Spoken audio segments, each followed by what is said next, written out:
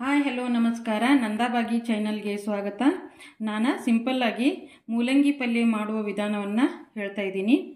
ಮೂಲಂಗಿ ಪಲ್ಯ ಮಾಡಲು ಬೇಕಾಗುವಂತಹ ಸಾಮಗ್ರಿಗಳು 2 ರಿಂದ 3 ಮೂಲಂಗಿಗಳನ್ನು ನಾನು ಸ್ವಚ್ಛವಾಗಿ ತೊಳೆದು ತುರಿದಿಟ್ಟುಕೊಂಡೀನಿ. ಅದಕ್ಕೇನು ಎಲೆ ಇರ್ತಾವಲ್ಲ ಅವುಗಳನ್ನು ಎಳೆಯುವ ಏನು ಎಲೆ ಇರ್ತಾವಲ್ಲ ಅವನ್ನ ತಗೋಬೇಕು, ಬಲ್ತಿದ್ದು ಎಲೆ ತಗೋಬೇಡ್ರಿ.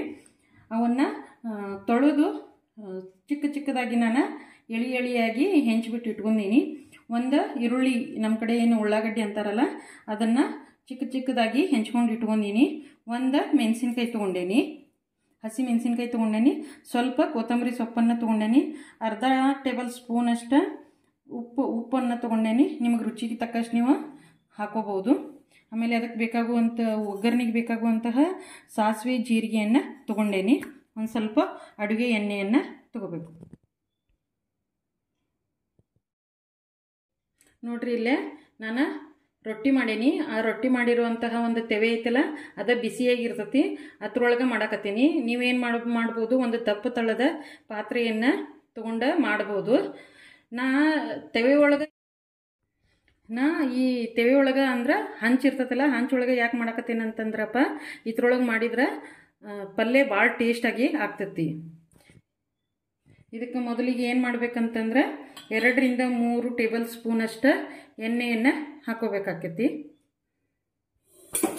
ಎಣ್ಣೆ ಇದು ಹಂಚೊಳಗೆ ಮಾಡೋದ್ರಿಂದ ಮೊದಲ ಕಾದಿರ್ತತಲ್ಲ ಬೇಗ ಎಣ್ಣೆ ಕಾಯ್ತೈತಿ. ಅದಕ್ಕೆ ಏನು ಮಾಡ್ಬೇಕಪ್ಪ ಅಂತಂದ್ರೆ ನಾವು ಸಾಸಿವೆ ಜೀರಿಗೆಯನ್ನು ಹಾಕೋಬೇಕಾಕೈತಿ.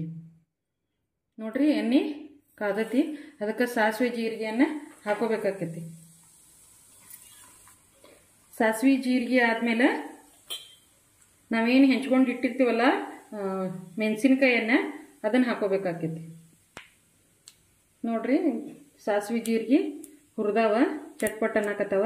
ಅದಕ್ಕೆ ಏನು ಮಾಡೋಣ, ಈಗ ನಾವು ಮೆಣಸಿನ್ಕಾಯನ್ನು ಹಾಕೊಳ್ಳೋಣ. ನೋಡ್ರಿ, ಮೆಣಸಿನ್ಕಾಯಿ ಚಟ್ಪಟ್ ಅನ್ನಕತ್ತವ. ಅದಕ್ಕೆ ಏನು ಮಾಡೋಣ, ನಾವು ಹೆಂಚ್ಕೊಂಡಿರುವಂತಹ ಉಳ್ಳಾಗಡ್ಡಿಯನ್ನು ಹಾಕೋಣ. ಉಳ್ಳಾಗಡ್ಡಿ ಏನು ಮಾಡಬೇಕಪ್ಪ ಅಂದ್ರೆ ಕೆಂಪಾಗುವವರೆಗೆ ಹುರ್ಕೋಬೇಕಾಗ್ತೈತಿ.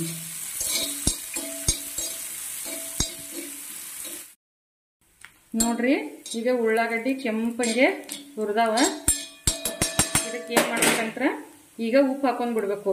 ಯಾಕಂದ್ರೆ ಮೂಲಂಗಿಯನ್ನು ಹಾಕಿ ಆದ್ಮೇಲೆ ಹಾಕಕ್ಕೆ ಹೋದ್ರೆ ತಪ್ಪಲ್ ಒಳಗೆ ಸಿಕ್ಕೋತತಿ, ಎಲ್ಲ ಕಡೆ ಆಗಂಗಿಲ್ಲ.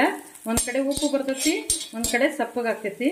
ಅದಕ್ಕೆ ಈಗ ಉಳ್ಳಾಗಡ್ಡಿ ಒಳಗೆ ಉಪ್ಪನ್ನು ಹಾಕಂದ್ರೆ ಹುರಿಬೇಕಾಕೈತಿ.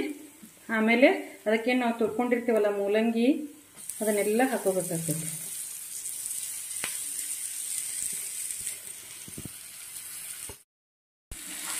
ನೋಡ್ರಿ, ಇದಕ್ಕೆ ಸ್ವಲ್ಪ ನೀರು ಹಾಕಬೇಡ್ರಿ, ಹಂಗೆ ಹುರಿಬೇಕು. ಇದನ್ನು ಅಂದ್ರೆ ಪಲ್ಯ ಆಗಿಬಿಡ್ತೈತೆ. ಅದು ಸ್ವಲ್ಪ ನಂದು ಹಂಚು ಸಣ್ಣದೈತಿ, ಬೆಳಾಕತ್ತೈತಿ. ನೀವು ದೊಡ್ಡದ ಹಂಚಿದ್ರೆ ತಗೋಬೋದು. ನೋಡ್ರಿ, ಇದಕ್ಕೆ ನೀರು ಹಾಕಬೇಡ್ರಿ. ಯಾಕಂದ್ರೆ ಮೂಲಂಗಿ ಒಳಗೆ ಮೊದಲ ನೀರಿನ ಅಂಶ ಇರೋದ್ರಿಂದ ಅದು ನೀರು ಬಿಟ್ಕೋತೈತಿ. ನೀವು ಏನಾದರೂ ಮೇಲಿಂದ ನೀರು ಹಾಕಿದ್ರೆ ಅದರ ಪಲ್ಯದ ಟೇಸ್ಟ್ ಹೋಗ್ಬಿಡ್ತೈತಿ. ಅದಕ್ಕೆ ನೀರು ಹಾಕಕ್ಕೆ ಹೋಗ್ಬೇಡ್ರಿ. ನೋಡ್ರಿ, ಹಿಂಗೆ ಇದು ತಾನ ನೀರು ಬಿಡಾಕತ್ತೈತಿ. ನೋಡ್ರಿ, ಹಿಂಗೆ ಕೈ ಆಡಿಸ್ಕೊಂತಾನೆ ಇರಬೇಕು. ಕೈ ಆಡಿಸಿ ನಾನಿಲ್ಲೇ ಸ್ವಲ್ಪ ಟರ್ಮರಿಕ್ ಪೌಡ್ರ್ ಅಂದ್ರೆ ಅರಿಶಿನ ಪುಡಿಯನ್ನು ಹಾಕಾಕತ್ತೀನಿ. ಇದು ಆಪ್ಷನ್, ನನಗೆ ಬೇಕಂತ ಹಾಕಾಕತ್ತೀನಿ. ನಿಮಗೆ ಬೇಕಾದ್ರೆ ಹಾಕೋಬೋದು, ಹಾಕಿದ್ರೆ ಸ್ವಲ್ಪ ಟೇಸ್ಟ್ ಇರ್ತೈತಿ.